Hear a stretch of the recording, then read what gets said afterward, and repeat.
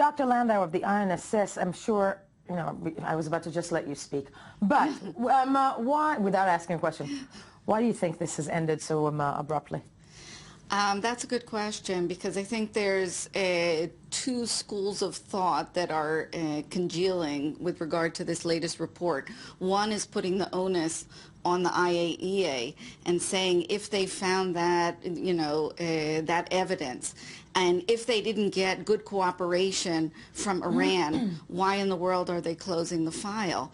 And the other school of thought is saying that this is actually a political decision of the P5+1 that we're negotiating with Iran.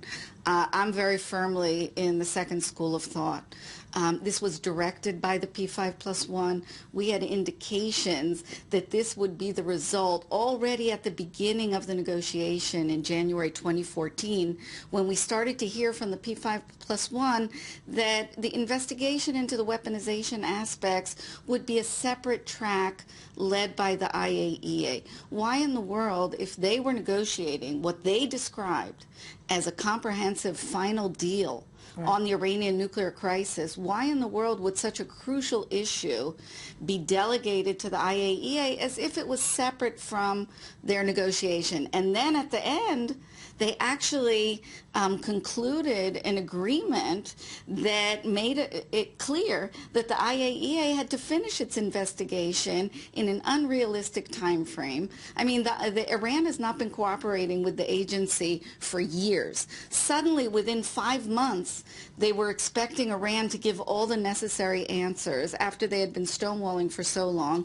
and made it very clear to the agency that this needs to be closed by the end of December, or by December 15th. And in October, and here it was. Just one more sentence. In October, mid-October, adoption day of the deal, we heard an anonymous U.S. official answer a question of a journalist about this, saying that the implementation of the Iran deal will go forward regardless of the content of the IAEA report. What do we understand from that? It was a political decision, and the IAEA really had no choice in the matter.